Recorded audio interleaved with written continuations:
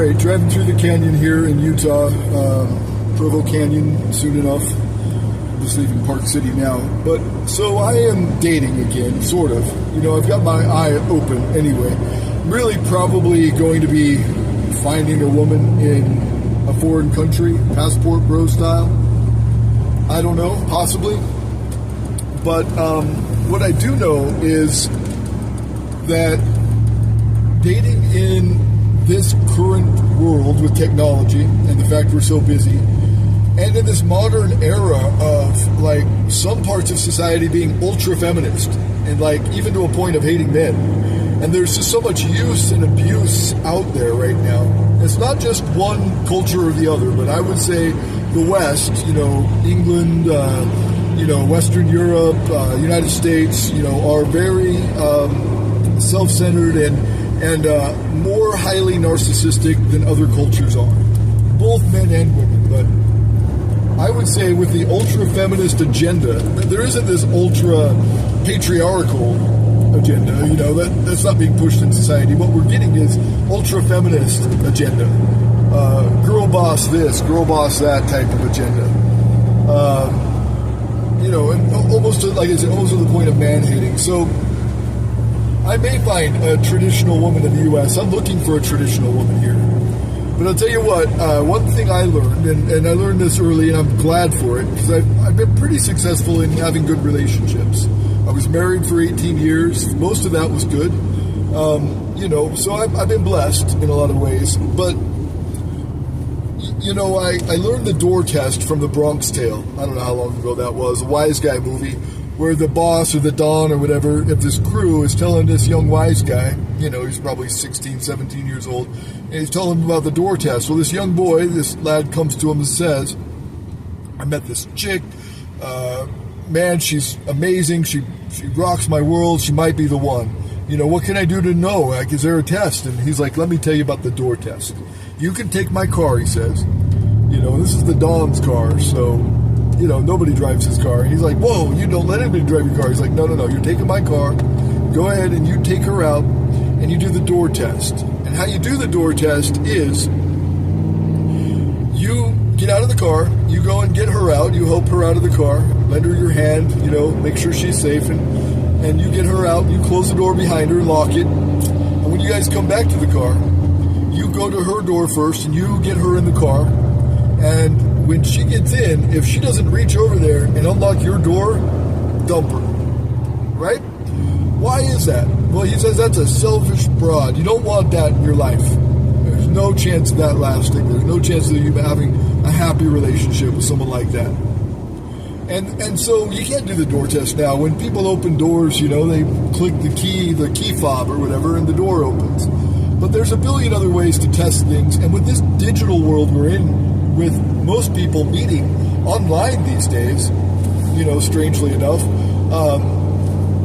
and, with the fact there's like so much, deception and whatever in the world, and there is a lot of that, something like $137 billion a year is scammed out of Americans. And a good portion of those are romance scams. I think it's a double-digit percentage are romance scams. So billions of dollars are being scammed by shady people preying on chivalrous men that want to take care of a woman. And when a woman opens that door, and is vulnerable and allows a man to take care of her need like that, he feels real good about himself until he finds out that was a scam. And then he's like, wow, I'm not going to be chivalrous anymore. It's a terrible thing that's happening in this world. There's a lot of scams. There's a lot of very selfish people, especially women, right? And I'm not saying this derogatorily, but there is not an ultra-patriarchal movement going on. It's all this ultra-feminist, woman thing going on right now. And some women, sadly, are taking advantage of this and using men.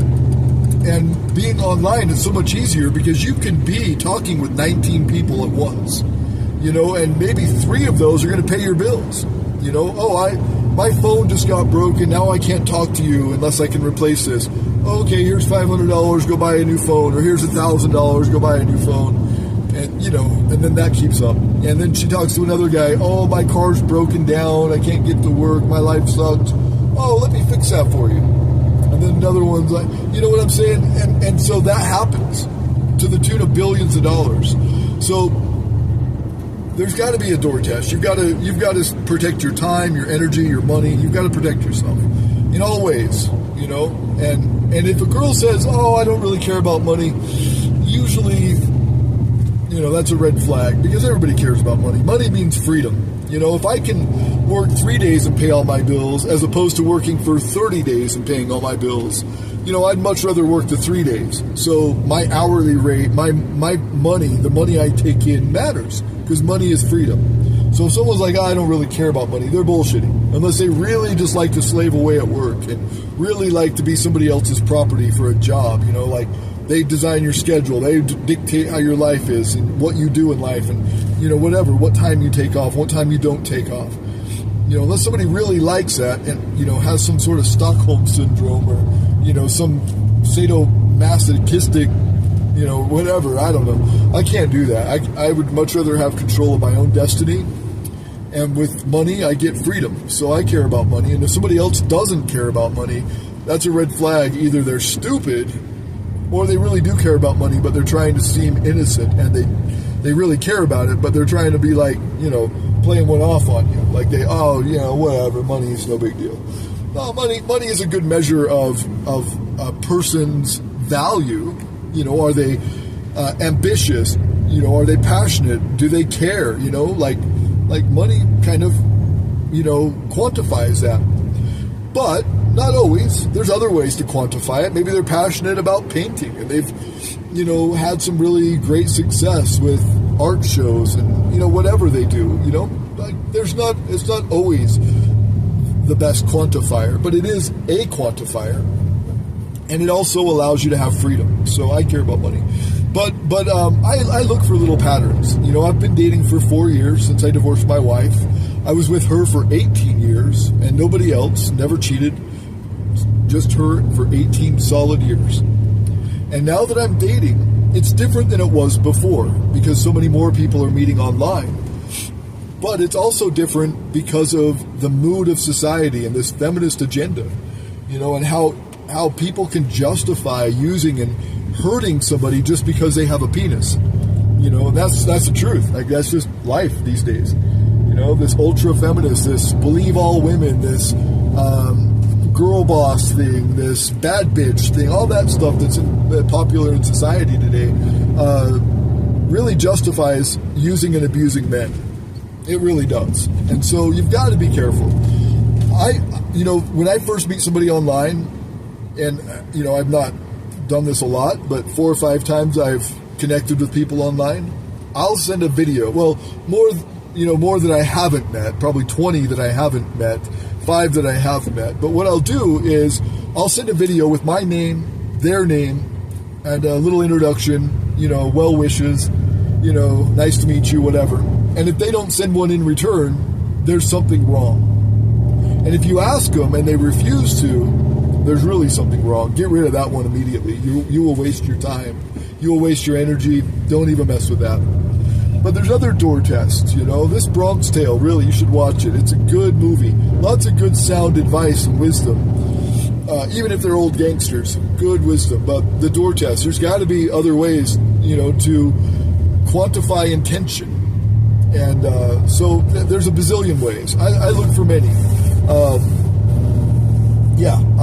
mean, I've got my own cues. I've got my own particular wants and needs. But one thing I did do a year or 2 ago, I made a video that, sets my boundaries and expectations.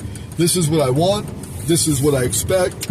And this is what I won't tolerate. These are my boundaries, And so as long as you've set up those guidelines quickly, and if people are going to cross those boundaries, you've got to make a decision. How many times are you willing to allow them to do that to you before you get rid of them? Me, I have a very low threshold anymore. My threshold for that used to be much higher. Not anymore. I don't have time to waste. I've got better things to do than waste my time with, chit-chatty relationships online. So, I set up my boundaries and expectations. I send video, and then if they won't meet right away, if it goes a week or two and they won't meet, even if they're right down the street, but they've always got an excuse. Oh, I'm busy. Oh, I'm working. Oh, my person in my life says I can't. Oh, whatever. Like, if there's always an excuse, get rid of it. There's got to be door tests, or we're all wasting our time anymore. And I've joked about these sex robots coming out, but I swear to God, that'll be a wave of the future. Like, if you look in Japan, they're losing population right now, significantly. People aren't dating, and people are just living at home with their parents until they're like 40. Like, they just don't give a shit about dating over there anymore, and hopefully the world doesn't become that way. But I think it will greatly change, especially when sex bots come out. I swear. Sounds like, selfish and, sexually intentional. Maybe that's perverted or whatever. But guys want sex. And most guys want a lot of sex. And maybe girls are using that as a weapon. Maybe girls are using that, as manipulation. Or maybe girls just aren't into it as much as guys and sex isn't happening as much. Well, that's when guys turn to either porn or soon in the future, sex robots. Because guys need it. They have a physical need. They have a physical release they need to give. The sperm builds up at 5,000 sperm a second. So when a guy releases all of that, there's tens of millions in there that are released. And if they don't get released by an intentional act, they are unintentionally released in the form of a wet dream or some other random ejaculation. So it's a physical need. Guys need it. Whether we're perverted or not, I don't really care what the label is given to that. But yeah, we need it. So, the wave of the future looks pretty grim if dating continues in this way and these feminist trends continue and this woke movement builds up any steam. We're going to have population collapse. Like Japan, for example, where there's more adults in diapers than there are babies in diapers. And that's going to cause major shortages and major chaos, in my opinion. So anyway, that's my advice on dating. This is Ryan at disruptarian.com. Thanks for tuning in.